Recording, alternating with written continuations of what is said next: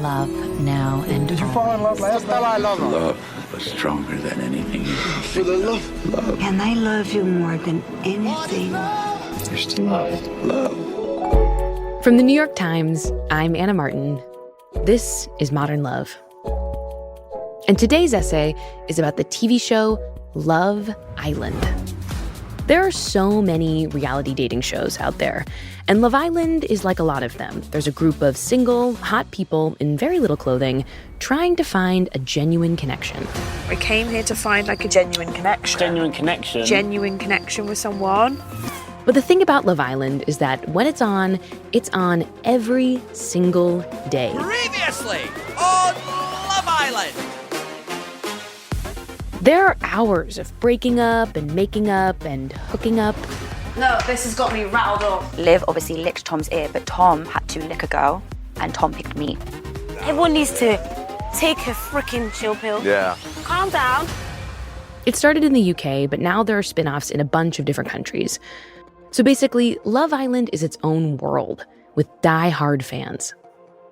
The author of today's essay is one of those fans, and I am not. I find Love Island so intimidating, just the sheer volume of it. But I wanted to understand the show because it's such an important part of today's essay.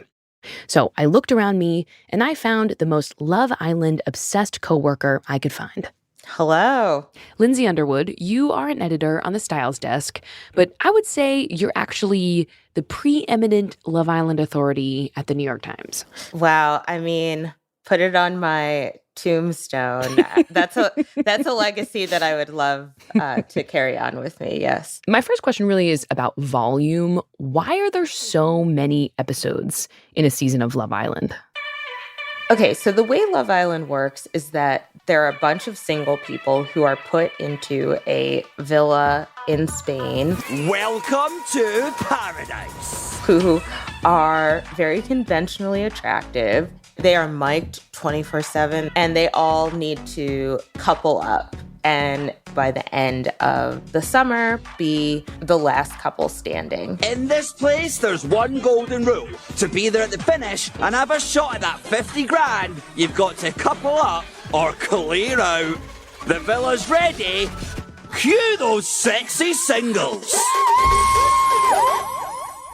You're really seeing a daily update on where these couples are standing. So you see the couples develop over time.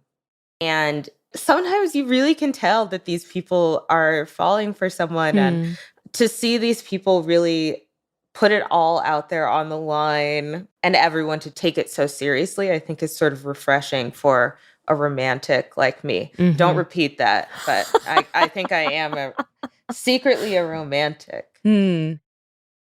I love how Lindsey can look past the chiseled bodies and the silly challenges and all that mugging for the camera to see genuine emotion. The author of today's essay also found something real in Love Island. In fact, the show helped Sophie Mackintosh get through one of the darkest points of her life. Here's her essay, read by January Lavoie. The summer my life turned upside down, I did not miss an episode of Love Island. It didn't matter how late I got home or how terrible I felt. When I was especially tired or lonely, I fell asleep watching it. When I woke up, I opened my laptop to see what I had missed. It was a way to ease out of one day and into the next in the spaces I would have been chatting with my partner, Chris. That summer, his side of the bed was empty. After a week of watching, I ordered a personalized Love Island water bottle and took it with me on the bus and the subway.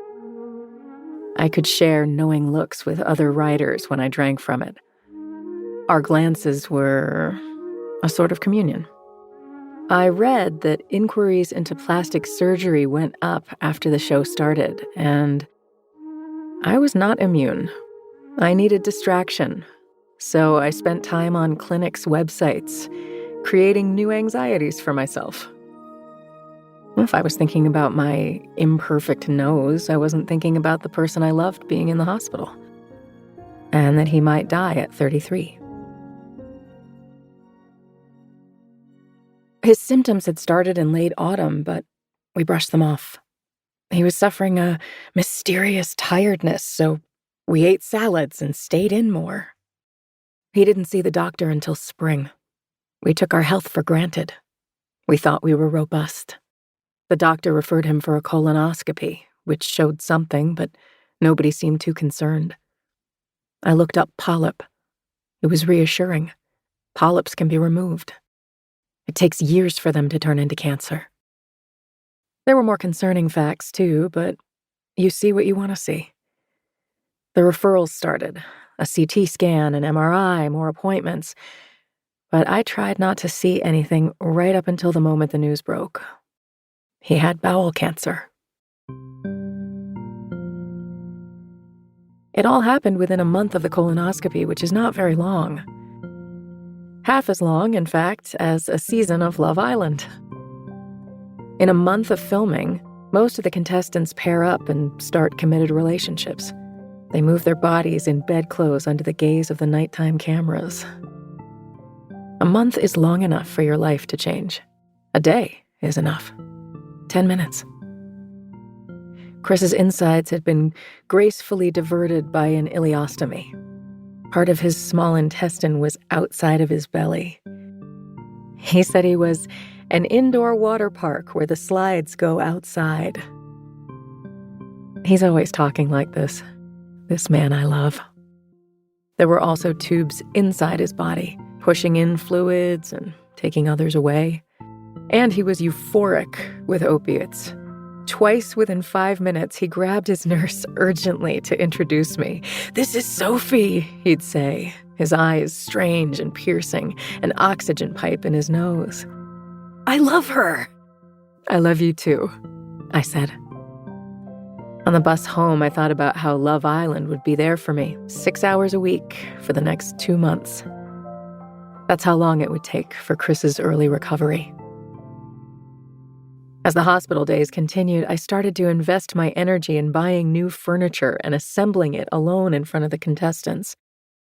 I had started to think of them passionately and protectively. They felt like friends.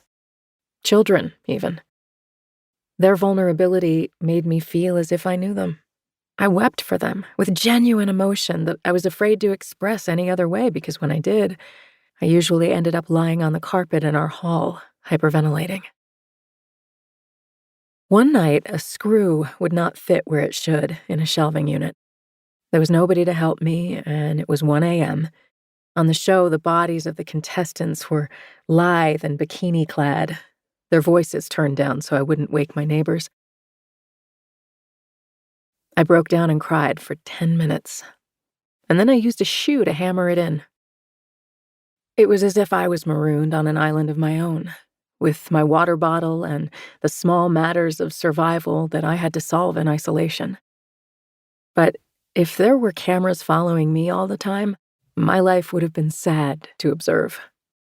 I was glad that my new friends could not see the tragic person on the other side of the screen.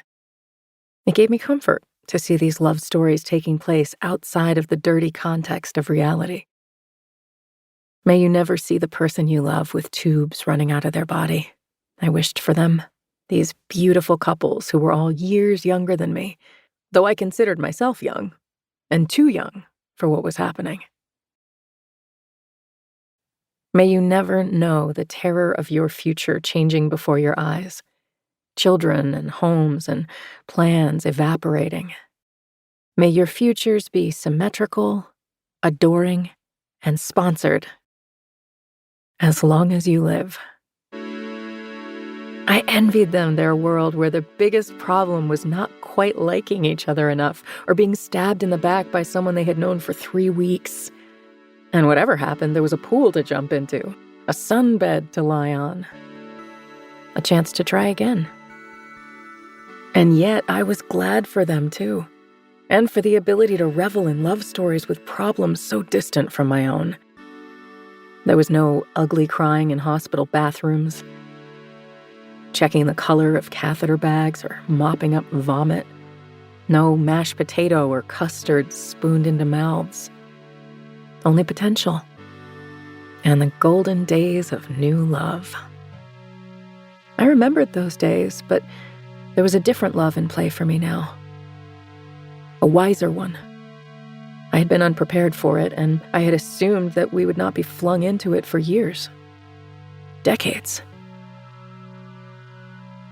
Chris returned home before the end of the season. He hadn't watched any episodes, but I had kept him up to date on these strangers I was so attached to. We watched it ceremonially. The love story of Jack and Danny, the eventual winners, had already established itself as one of the great romances of our time. Chris held my hand as I wept. I explained that the catharsis of crying over these people had been very beneficial to me. I remembered being a dizzying 2 weeks into our relationship, and I understood how quickly the contestants could fall for each other. I believed Love Island was real because it had been real for us. All those years ago, taking a long walk on a winter beach, hair in our eyes and mouths, and feeling a happiness so powerful I believed I might die if I didn't see it through.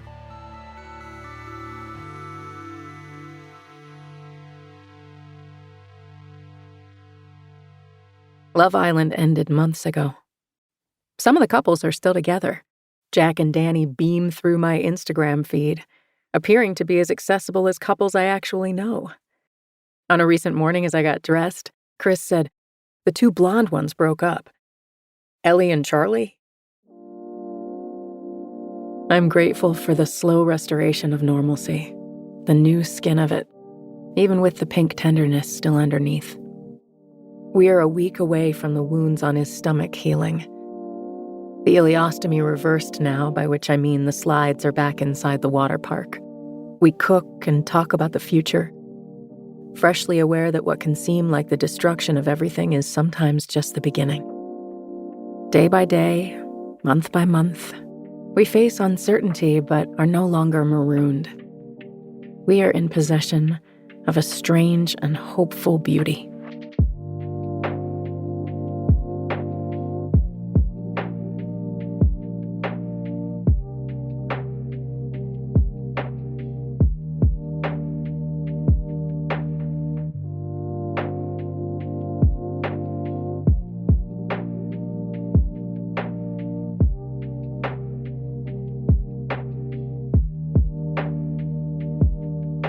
After the break, another story about love and healing. A woman thinks she'll never find love because of how she looks. And then she meets someone who changes the way she sees herself. That's next.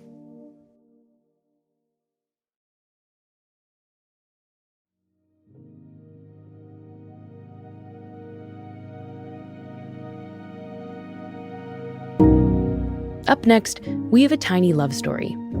These are short, modern love stories from the times. But before we get into it, I want to say that this part of our show has descriptions of a dog attack. If you need to stop listening, that's okay.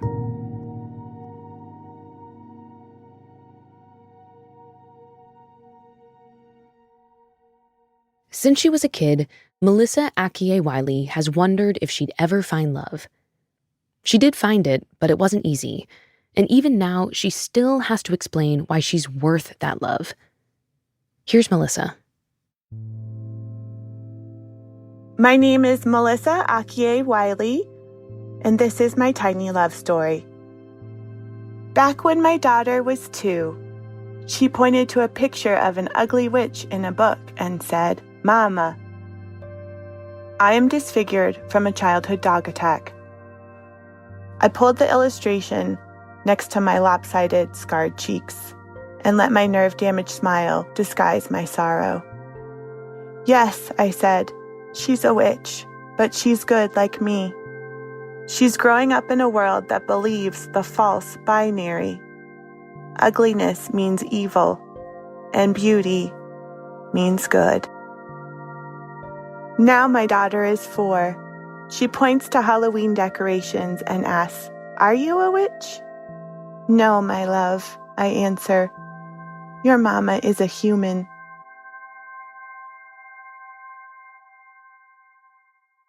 Thank you so much for sharing your story, Melissa. Thank you for having me. I'm wondering if you can tell me a little bit more about what happened during the dog attack. Yes, so the dog attack happened a few days after my 5th birthday. We were visiting a friend that had 2 dogs. I went in the backyard to play with the dogs, and my mom was cooking dinner, and the dogs attacked me.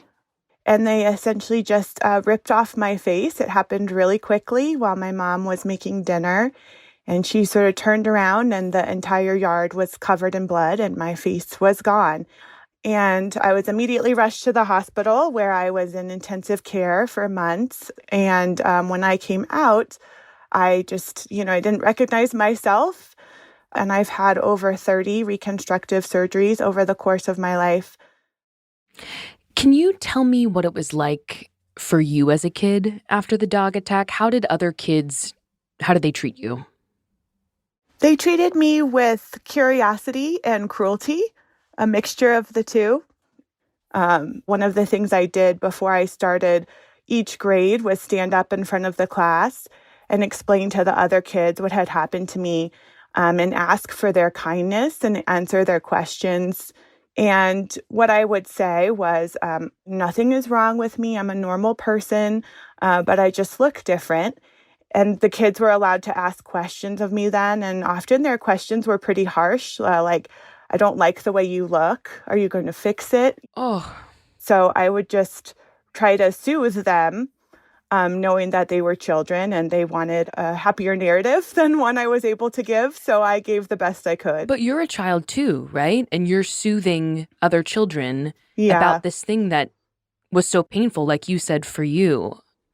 Yes. And so, this is just sort of a common thing. I think the same can be said for a host of disabilities. The burden often falls on the person who's experienced the trauma to soothe other people. Mm-hmm. And that is really exhausting. And I've wished over the course of my life for just a day, where there was no comments, there was no stares, where I didn't have to soothe the world and basically ask permission to live amongst people. Mm-hmm. And as you got older, did your response change in any way? I became really angry in adolescence. I would have a crush on a boy. And in one instance, I told my friend and she told him. And he was really disgusted. And that for me made me feel really angry because I felt that maybe the thing I was going to be denied in life was love. But eventually, you did find love, right? I did. I'm married to my husband, Craig. I just never thought I'd get so lucky. I never thought I'd meet someone who accepted me. And, one of the things that happened early on in our relationship is I have always worn makeup. Really, the reason is because if I don't wear makeup, it's worse. It just... What's worse? The stares, the comments. Yeah. Without makeup, of course, the scars are red and they're more visible. And so one of the things I was really afraid of when I first met Craig and moved in with him was taking off my makeup in front of him. And then we moved in together and he bought me a vanity so I could do my makeup. And he put it in the middle of the living room because we had a small apartment and there was nowhere else to put it. And I was really touched by his gift and also really terrified. Like, I'm supposed to do my makeup in the living room, which means he's going to see me without makeup. And I had been in the bathroom. And so I remember going to the bathroom and washing off my makeup and sort of preparing to come out and show myself to him. So I walked out to the living room and I just immediately covered up my face and started crying. And I just said, I'm so sorry. Like, I'm so sorry I look like this. I'm so sorry. And he pulled my hands off of my face and wiped away my tears. And he just said, I love you. I love you. I love you. Like, stop apologizing. I love you. I'll love you forever. And it was just one of the most beautiful moments of my life to just feel like I could say to someone, I'm really sorry. And that is always how I felt about disfigurement. Like, I just want to send this big apology to the world that's like, I'm so sorry I've bothered everyone. And I was finally able to say that to someone. And what I got back was, I'll love you forever. Melissa, your story is so beautiful. Thank you so much for talking with me today. Thank you so much, Anna. It was a pleasure.